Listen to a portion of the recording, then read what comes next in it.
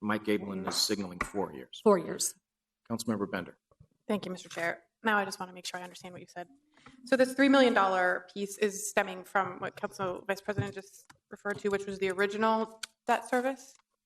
That's what you just said.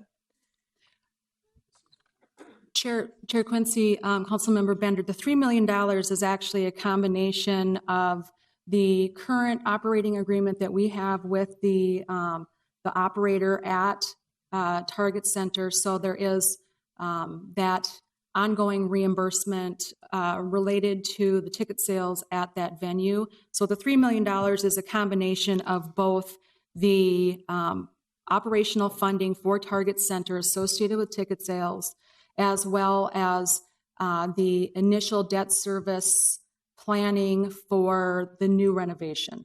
So the amount that you see in here is related to what we're starting now. I understand. And then we also have this chart, the local sales tax estimate, which has a column that's Target Center. Can you explain how this interacts with that chart? Chair Quincy, Councilmember Bender, you are correct, and I misspoke. The $3 million that's reflected in the 2016 budget is the new debt service on top. I had not reflected the prior obligations that we had incorporated for the operator reimbursements. Okay, that's okay. I just wanted to. So the Target Center column in this chart is the total amount annually for everything that we have related to Target Center obligations. Notwithstanding the prior year debt service. These are operations and new debt service.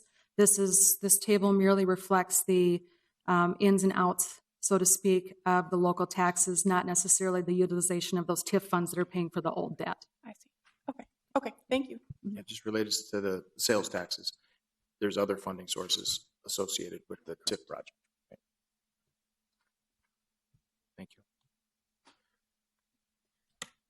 Moving into the near future, as part of the staff direction, we were asked to look at the future projected revenues associated with the local sales and use taxes. And the chart before you reflects the 5-year projection that we've largely incorporated into the city's 5-year financial direction, for the most part estimating approximately 2.5% annual increase in the overall projected growth in the local sales and hospitality taxes.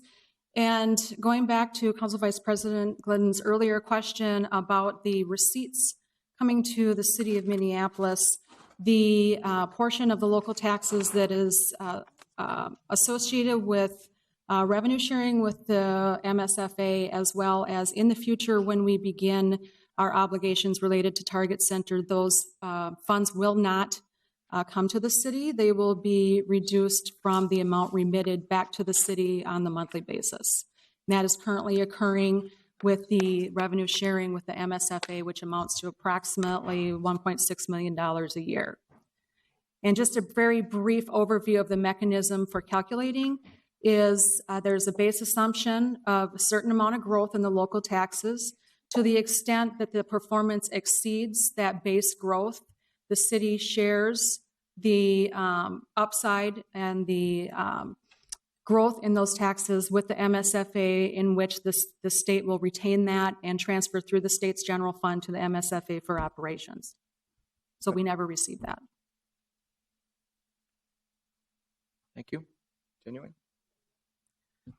As we look further into the future, we do have some additional known obligations relating to the local sales and hospitality taxes.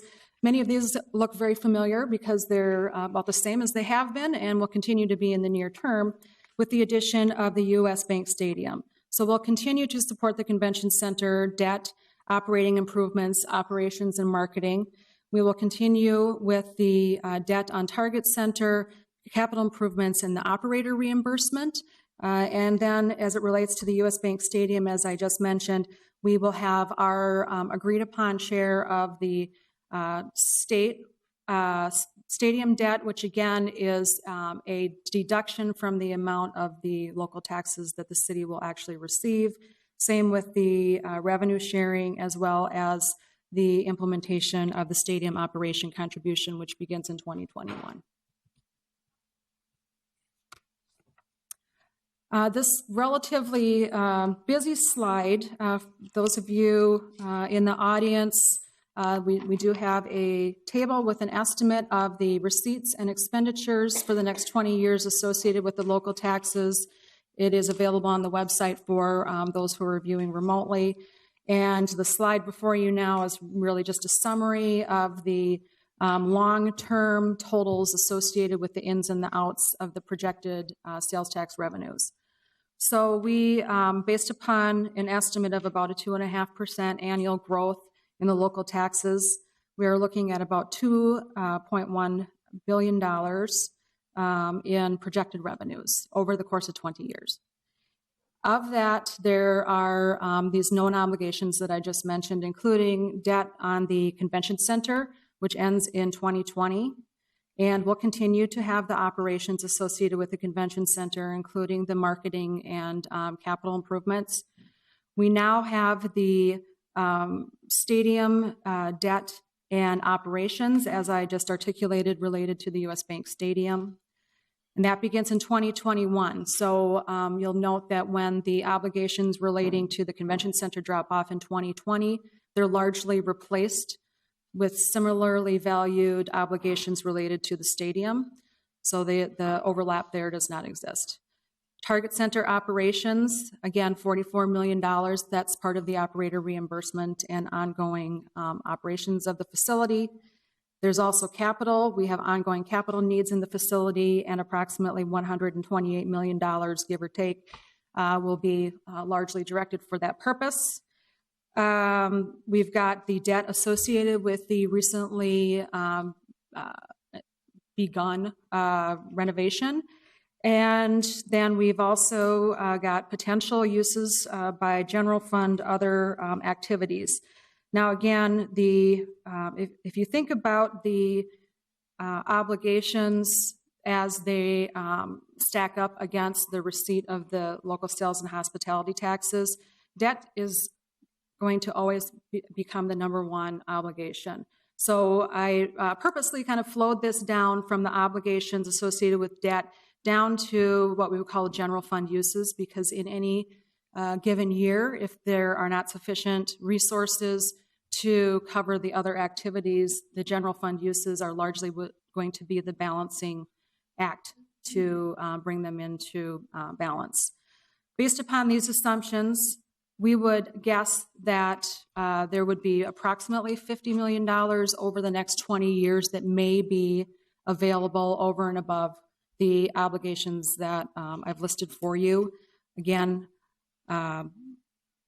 if all of the assumptions that I mentioned come true, 2.5% continued growth, general fund activities increasing at a 2.75%, notwithstanding any, well, I'll move on to the next slide. The things that we want to take into consideration that projecting local taxes or sales taxes in general is that they can be very volatile because they relate almost directly to activity in the economy. So when we contemplate business cycles, ups and downs in the economy, again, it's straight lining a projection as it relates to sales taxes is really kind of a interesting endeavor. You need to be able to adjust for it on a regular basis. Council Vice President Glidden. What have we done to date to analyze what is the methodology for sales tax estimates and growth and those kinds of things? And how are we thinking about what that looks like in the future? Chair Quincy, Council Vice President Glidden, we have done analysis on the prior years, the business cycle, trying to get a feel for the ups and downs and when and how often they would occur. We've also spoken to some of our colleagues at the state, and again, we definitely need to be doing this on an ongoing basis, particularly when we see some of the new growth downtown that will impact. I mean, we're working off of a baseline now that doesn't take into consideration the new stadium opening. So there will be a need on a regular basis to revisit where these projections are going.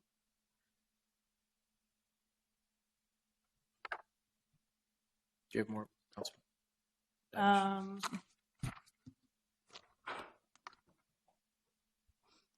Guess maybe I'm just a little bit slow here, but is there a percentage estimate that we foresee year to year, or how are we looking at that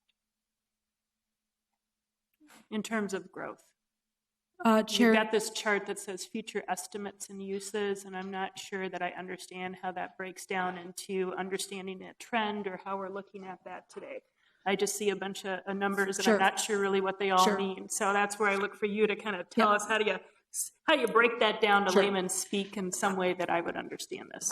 Chair Quincy, Council Vice President Glidden, starting from the left of the chart, I've incorporated a column relating to local sales and use taxes that are subject to the legislation, and have used the 2015 actual receipts and inflated them at 2.5% per year for the next 20 years. And the same is true with the entertainment taxes. So both of those columns reflect a 2.5% annual growth. So that's on the source side. On the And is that 2.5% annual growth, is that the number that we utilized when we were making the revenue commitment, sharing? when we were Yep. making the commitment, at the state level, Right. to revenue being taken from this to fund the Viking Stadium, as well as understanding that it'd be wanting to cover other things we were traditionally using that for, the convention center, the Target Center being those two things. Chair Quincy, Council Vice President Glidden, the baseline that was used when we were formulating the agreement with the state was 2%, which then provided for the mechanism to set a baseline for the revenue sharing at various thresholds.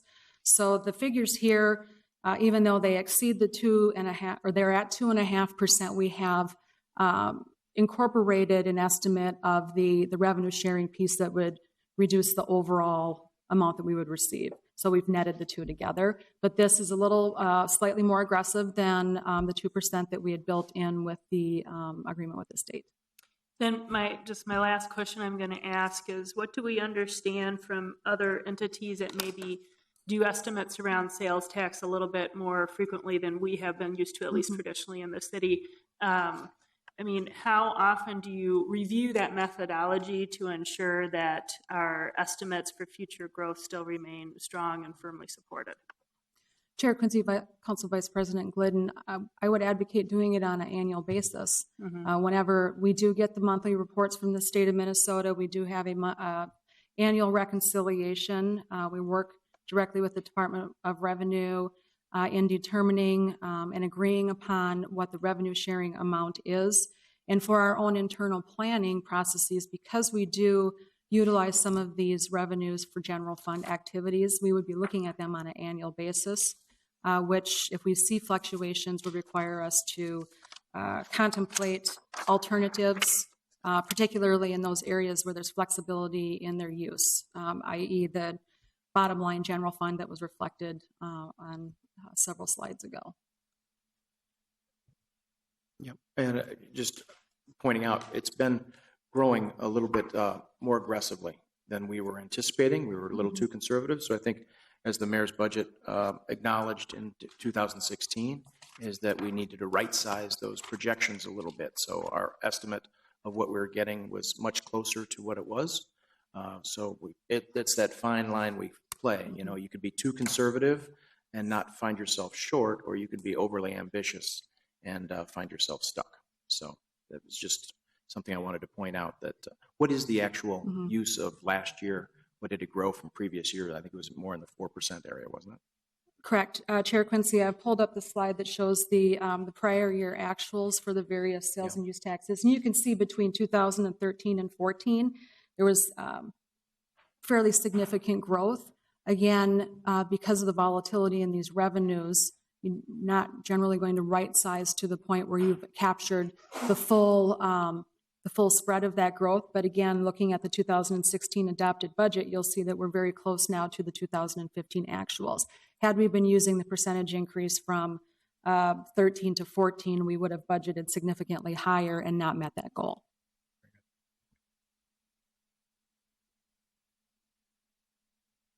And finally, the last item as part of the staff direction relating to the local taxes was to come up with a proposal or a mechanism to provide the council more regular updates on the status and projections of the local taxes.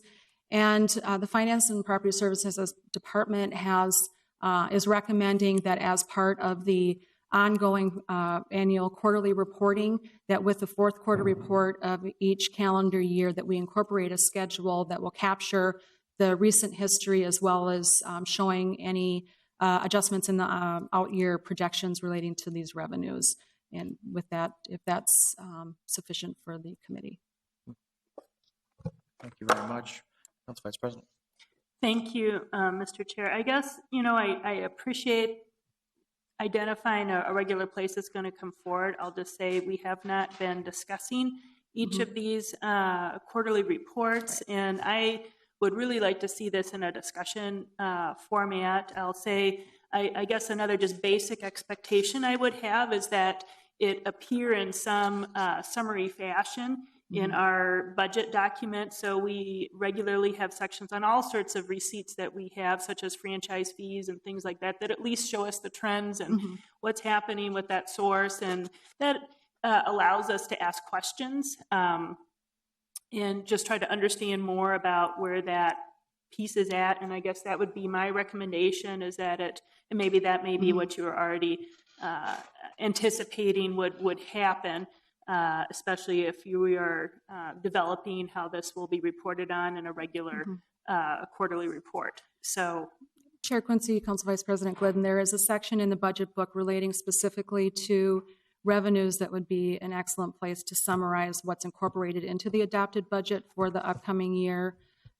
Given some of the fluidity with moving from the arena convention center to the general fund, it's been a little sketchy in terms of providing a real clear summary, and I think we're at a point now where it would be quite easy for us to do that for you. Thank you. I just want to say again, I just think that is really important for us to have this understanding of this source, especially since it's now been so fully incorporated into our general fund revenues. It has been hard to understand what exactly are these funds and how are we utilizing them, and what should we understand about, are they steady, are they increasing? I mean, I read the news, so, I can understand that sales taxes are probably, increasing with growth, but beyond that, I don't know, other than reading the news, I have any information that helps me as a policymaker understand how this impacts our financial stability of the city. Thank you very much. Any other questions or comments? Don't think we have to take a specific action on this, but thanks for the update on the staff direction. We could do a receive and file. Yes. All those in favor of receive and filing this action, please say aye. Aye. Aye. Opposed? It counts. We're done. So let's move on to the next item, which is the resolution portion of the neighborhood funding plan.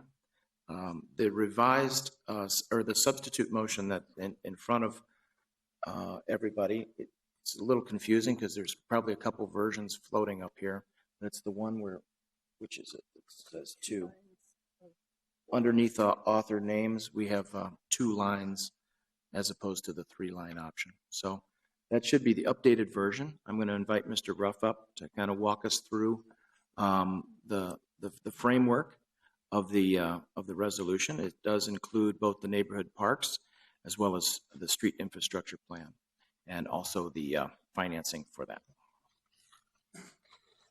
Mr. Chair, council members, my name is Mark Ruff. I'm the city's CFO. It's a pleasure to be here in front of you today with what I would consider to be generally good news on a proposal for your consideration and for discussion at what I would assume be a continued public hearing at the Committee of the Whole on Wednesday.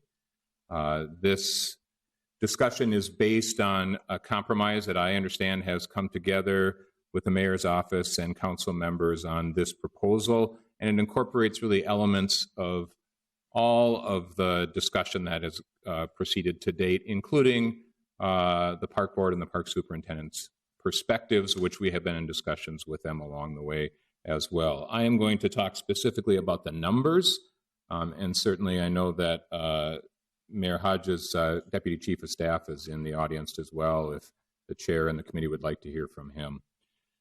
I'm going to talk about this issue of generally coupling park improvements and street improvements throughout this discussion. One of the issues that we're going to talk about is simply the upfront money that is necessary in order to undertake these very important programs of what I would call deferred maintenance. We have heard from the park board that they anticipate spending $1.5 million in 2016, had been requested of the city to pay them that amount outside of the 2016 budget. I think the understanding that we have reached with the park board is that those funds could be incurred in 2016 and then be reimbursed in January of 2017. The city would find the source of reimbursement out of the regular budget process that would occur in the summer and the fall.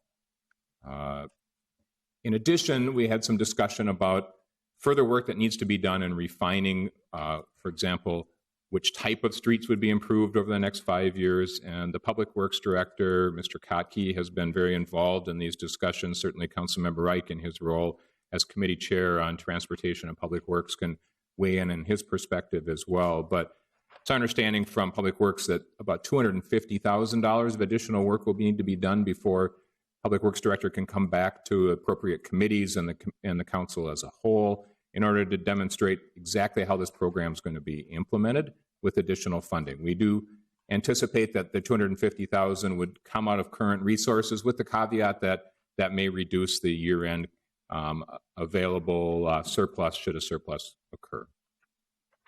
I'm not going to talk about that part of the funding for the rest of the conversation, so just wanted to be upfront about that. So new expenditures. So for 2017, what are the parameters that have been a part of this proposal? It's a $33 million budgetary increase. Okay. In addition, we will have inflation on those costs, as well as some debt service to help pay in future years. Okay. The street portion is $22 million. That includes $21.2 million of capital, which will be allocated for 2017.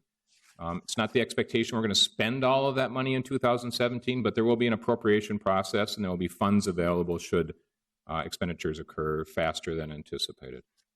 In addition, there's $800,000 that is what I would call operating costs, but it is generally in the category of seal coating and additional pothole work. The request from Public Works had been $30 million of new money. And I want to emphasize this is new money out of the general fund budget. There will certainly be project costs, which will be greater than this, and that will be in part based on the city's current assessment policy that will be paid by assessments. Okay, so we're just talking about the net general fund impact for this proposal. The $800,000 then again would be available in 2017. So that adds up to the $22 million. The parks funding is very similar to the agreement that was reached with Councilmember Goodman and Council President Johnson. That's $11 million broken into $8 million of capital and $3 million of operating. Again, both of those dollars available in 2017, although they may, especially on the capital side, may not all be spent in that particular year. The themes for this funding plan is one is a mix of revenues. It's not going to rely just on property taxes, and it's not going to rely on immediate property tax increases. There will be these dollars available in 2017, but there's flexibility on when those funds could be spent. It is a balance between pay-as-you-go and debt. Pay-as-you-go meaning we're just paying for the capital cost out of current year budgets, and debt being that we're deferring some of those costs with interest over time. Certainly, there are trade-offs in any of the sources of revenues that we're proposing, and we're going to talk about those trade-offs in this discussion. And then there is a provision, and within the resolution, it is codified very specifically that if any sources change on an annual basis, there has to be a compensation for those changes. So, for example, if property tax increases are less in one future year, then we're going to have to find a way to offset those in order to maintain this level of spending that is in the proposal. And I think that demonstrates the commitment of, at least under the current discussion, to the expenditures on both the capital and the operating for these deferred maintenance costs.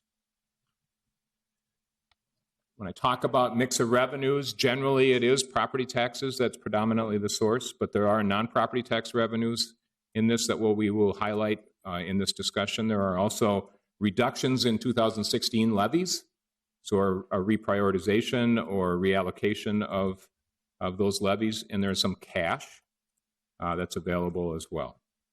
These are estimates over 20 years. It is a 20-year program that we are talking about with periodic reviews. I know it's not often you see finance people bring lots of colors to the charts, especially with not numbers attached to it, but I think it's important to conceptually understand this before we move into the details. And so I'll explain the colors because the writing's very tiny at the bottom. The green is cash. And the green is going to help in the cash to both give us flexibility so we don't have to issue debt in order to meet these appropriation amounts that I talked about every year, and will then allow flexibility in when the money is spent.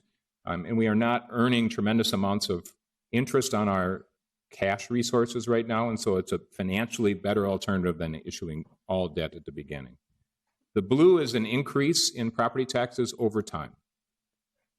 Okay? The red is debt that is really used to bridge the time between we make the expenditures and when the larger blue is available to repay that debt. Okay? The purple is non-property tax revenues, and the orange, gold color, is some of these reallocation of levies. We can come back to that chart if there's questions, but it just sets the stage. So what are the non-property tax revenues we're talking about? Ms. Christensen highlighted the fact that we do anticipate, she used the number over the next 20 years of just over $50 million of sales tax, if our projections are right, which we know they will be different, hopefully better than what they are, but we also have to account for that they may be worse. And so we are allocating $1 million, which over 20 years with some inflation would be about $22 million. So we're using roughly half of what that surplus that was demonstrated in that chart before.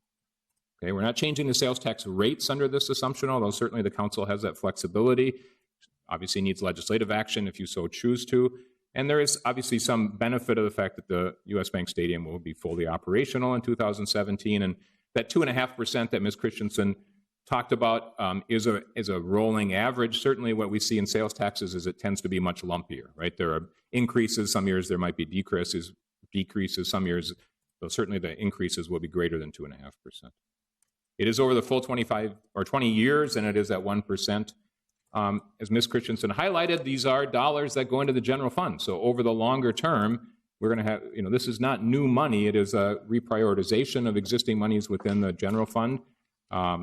There's one trade-off in all of this is less money left over at the end of the year. Mr. Ruff, excuse me, we have Councilmember Bender has a question. Thank you, Mr. Chair. Since we just had a pretty extensive presentation about sales tax and how we're making assumptions about it, I just wanted to understand. So we're basically using higher than assumed sales tax revenue as almost as a new revenue source in order to assume that we're decreasing our projected levy increased needs. That was sort of circular, but I think you followed. Could you just talk through what that really means? Because we're already assuming that our sales tax revenue is going to increase 2.5% annually. So is this an assumption above that, or does this incorporate that 2.5%, or how do those two things kind of intersect with this? Councilmember, or Chair Quincy, Councilmember Bender, I think I'll just go back to the chart that Ms. Christensen presented, showed a 2.5% annual inflation, and showed what the other obligations are that we foresee over the next 20 years, and there was that $50 million remaining. So it is not increasing the projections above the 2.5%, to short answer to your question. That's helpful. Thank you. And at some point, it's sort of arbitrary. We're saying that we're assuming we're going to put a certain amount of our sales tax revenue into parks and streets. Yep. And if we don't, we'll amend this accordingly. Correct. Okay. Thank you. I think that's the first of many trade-off decisions that are incorporated in this. If it comes in higher than that, what are we going to do with it? If it comes in lower, how are we going to deal with that? But on the other hand, it's a longer-term issue. It's a best guess at this time. And what it means is it won't be available for other uses. We're budgeting those uses now for this purpose, for these two purposes. But we won't be able to use it for a property tax relief or a new project or something else that might come up. We're making a budgetary decision essentially now. The next non-property tax source revenue is new money, and it is a rate increase, and it is related to stormwater fees. And this is the only revenue source that I will say is earmarked for any particular purpose. We have purposely combined all of both the needs and the funding sources. This particular revenue source is related to the fact that much of the work that needs to be done over the next 20 years for streets is full street reconstruction. And what that means, as Mr. Kotke, the Public Works Director, has informed me, is that not only is the street torn up, but the curb and gutter is torn up and replaced. And in addition, there are stormwater catch basins that lie underneath the street that also usually need to be replaced. Those costs of curb and gutter and stormwater range in the neighborhood of 10 to 12% of annual street reconstruction. And a safe assumption is that will be somewhere in the neighborhood of $1.5 million to $2 million. We took the lower end of that and said, for 2017, a one-time increase in stormwater fees, which again is slightly inflated, which will generate this $1.5 million, which will contribute toward a revenue stream to help pay for all these expenses. That is about a 4% increase.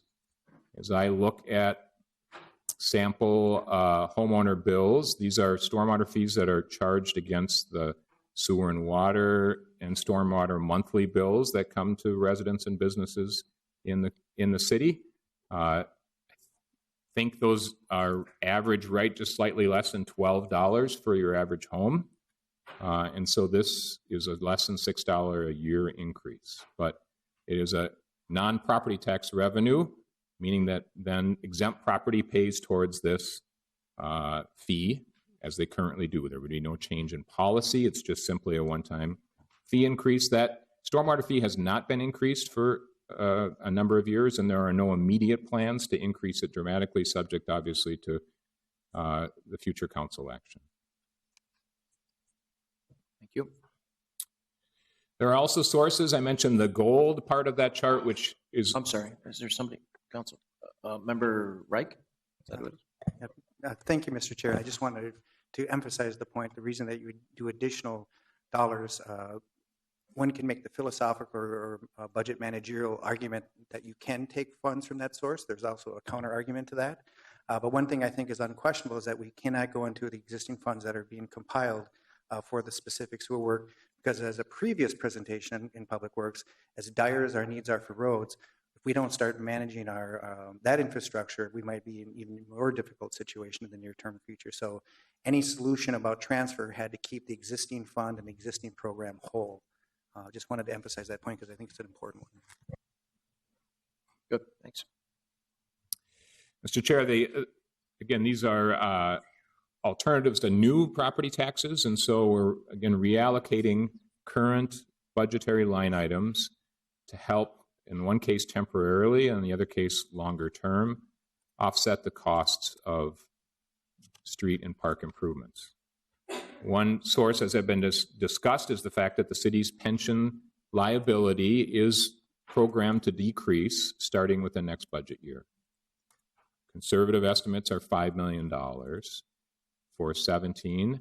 We have carried that forward to 18, and then those reductions would be reduced as much as we can reduce a reduction. We are going to reduce the $5 million from $5 million to $4 million in 2019, $3 million in 2020, $2 million in 2021, and then go back to what the 2016 level projections are for funding pension liabilities.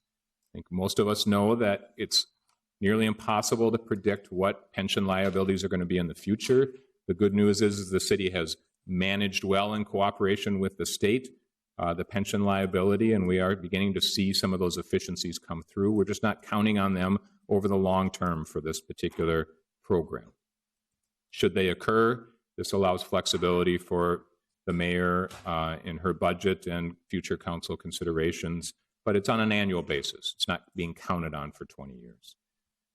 There is a existing park board tree levy that is a program for, as I understand it, replacing ash trees, and that program has an end date of 2021. So we're not shortening that program. We're just recognizing that right now about $1.8 million of the budget is going to that program, and we're simply going to replace that levy with additional parks funding over time. Okay, but again, I would emphasize it's parks and streets. We are not earmarking money one way or the other. I mentioned cash. I would just highlight that we literally were changing numbers with exploring tax increases, cash numbers, debt numbers, right up until 5 minutes before this meeting. So I apologize that there are a few typos in this presentation and in the numbers you were handed out. One of those typos is the appendix has on the far left side a $28 million number. The correct number should be 31. The numbers on the line items reflect 31 million, just the label is incorrect. Okay.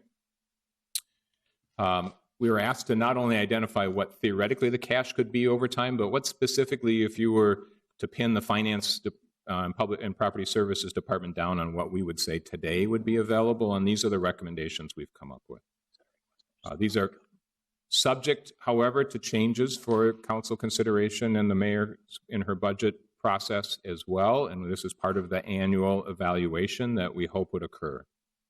Right now, the convention center has a sizable cash balance. They also have sizable improvements that are planned out there. We have to recognize that one of the trade-offs of taking some cash out of there is it may mean less sales tax because we hope that the convention center drives visitors, which brings new money into the city. The self-insurance fund is one that has cash above what our actuarial studies say is necessary.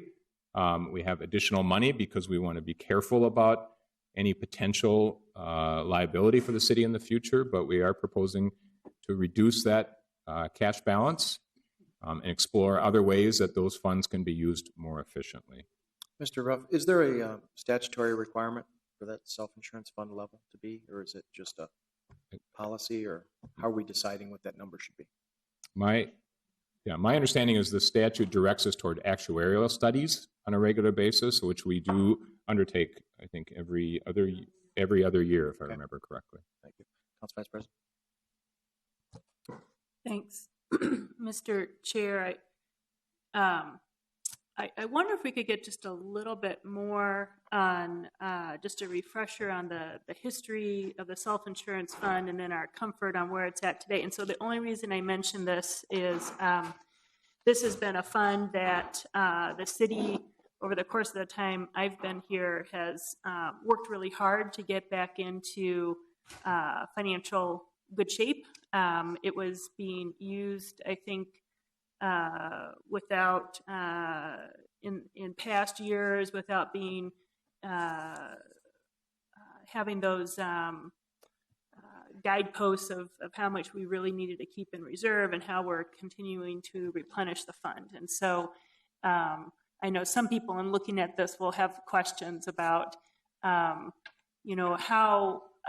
comfortable will we be with where it is at today, but also taking money from it. Are we feeling confident that it will remain in that good financial shape into the future? That's probably the bigger question. Or are we, kind of going backwards?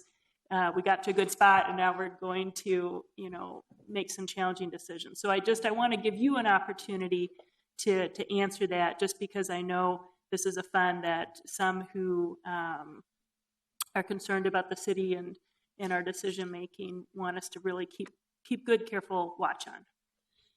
Mr. Chair, Council Vice President Glidden, all of these sources have their trade-offs, and we need more time to present to the mayor in her budget process and you as a council this fall a final list. These are simply the items that we have identified that seem to have reasonable ranges that someone could ask, are you comfortable that this is not going to affect our bond rating, for example, or are you comfortable that this is not going to imperil the future of very basic city services? And I think we as a finance property services staff feel like this is the case. But I clearly agree with you that in addition to better longer term forecasting on sales tax, also allied with that is some thoughtfulness about how self-insurance is run. There are certainly other options for the city to consider about self-insurance in terms of some reinsurance. That's a broader topic, I think, that would be ongoing. We are just comfortable at this point in time that this would not imperil the basic services of the city. Thank you for that explanation. Council President Johnson. And thank you, Mr. Chair. And so, Mr. Ruff, this $28 million isn't going to get spent in 2017. This is over the 20-year projection of the program, and the decision about what sources to be used out of this pile of dollars will be made individually year by year, depending on the needs of these individual sources. Am I correct? Chair Quincy, Council President Johnson, you are correct. We have programmed and projected that these cash sources would be spent over 4 years, but that's assuming that all of the money that's in the capital side is actually spent within 4 years. Yeah. Mm-hmm. It's probably likely, better than 50% chance that will not be the case. So it will spread longer than that 4 years. You will, as a city collectively, will have the decision on how much in cash versus debt every year is the appropriate mix. Probably depends on interest rates and investments at that point in time. But this is a discipline that we've set up at this point in time for these projections. I would say one other benefit of the point that you raised is there might be other monies that come in the next 2 or 3 years that were not anticipated as surpluses, and you may choose to reprogram those surpluses into one of these funds or someplace else. So we try to leave that annual flexibility as the regular budget process with an overarching plan. Thank you.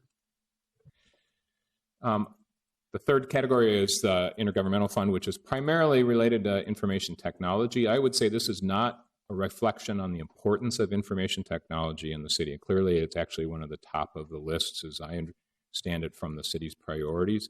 It's just to say that there is a cash balance there that does not seem like it needs to be utilized in the next few years. There are large projects that are being planned. More money is being planned for IT expenditures than we have the cash balance, but it will take time to implement those programs. That allows the same philosophy that we just discussed of if we have spent all of the money, I think there's roughly $18 million of cash that is not currently programmed for near-term use. Then an alternative is to issue debt. We've issued debt out of that fund before. It would be done in moderation. The last topic is the city does have some bond fund reserves related to some specific programs. And those are reserves that we believe the city could access with some changes in policy in the future, which again are not earning tremendous amounts of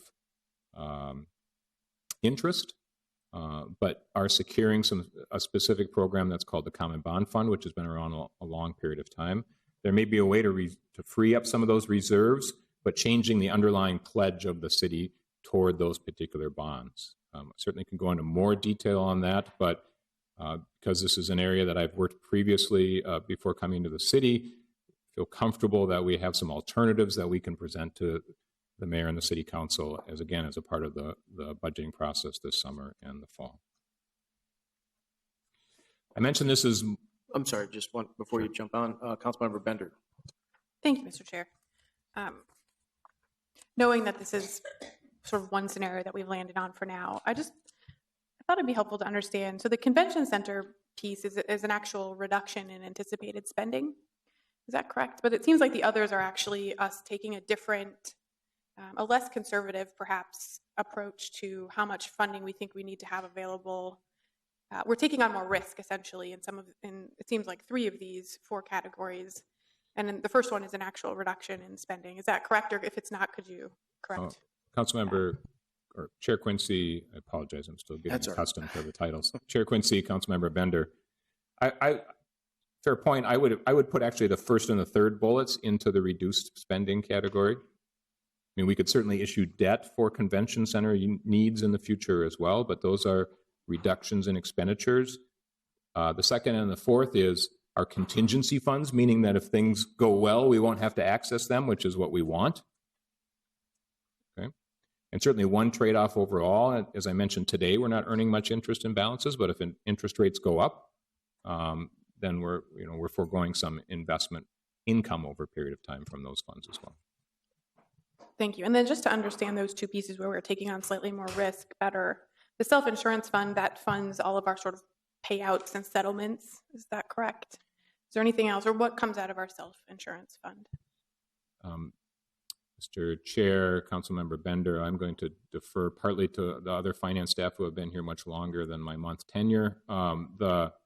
My understanding is that these tend to be, they're not health insurance payouts. These tend to be larger liability payouts that are due to lawsuits for the city, and I think buildings as well. Is that correct? So Ms. Christensen. Is workers' comp included there as well? Yeah, Chair Quincy, Councilmember Bender, coincidentally, if we think back to the item on the consent agenda earlier today, that the $315,000 payout for a settlement of a work comp issue, largely most of the self-insurance fund is for unpaid claims associated with work comp as well as other liabilities. We do purchase property insurance for some of our larger facilities, such as water facilities in the convention center, but it's largely liability. And it is, again, as Mr. Ruff indicated, it's not health insurance. So it's workers' comp and sort of our police department related All settlements, city all of our legal staff, settlements. correct. Thank you. And it does also on an ongoing basis support the cost of the staff that support that function. Okay, that's helpful. Thank you. And then the common bond fund seems a lot more complicated. I don't know if there is a simple way to describe more.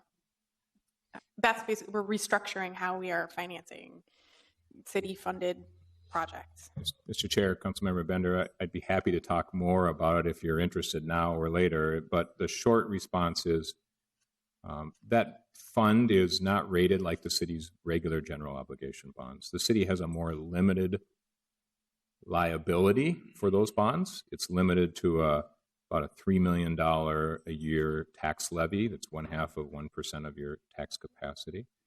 So because it's limited, rather than our general obligation bonds that we sell are unlimited pledges, meaning that bondholders could come in and tell the city that they have to raise the levy.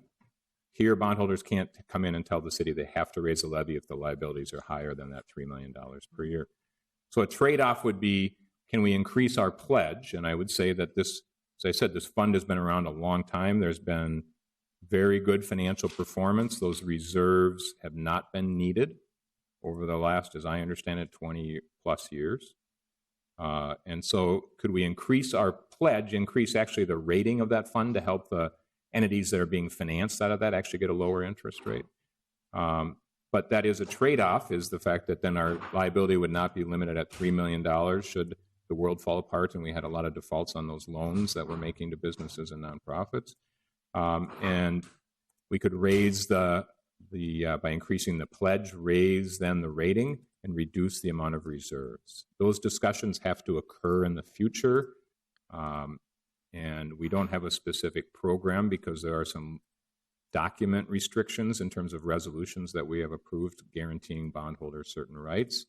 And there are also some agreements with Hennepin County that may have to be reconsidered because it is partly a joint program with Hennepin County. I will just say that I wouldn't have brought it forward if I didn't think that there was good likelihood that we can access those dollars, but there will be choices for the city in the future to revise that program. Council President. Thank you, Mr. Chair. And I just, I realize that this information is probably more in-depth than we've looked at our financial numbers and income expenses across the city for a very long time, including budgets. So I'm glad people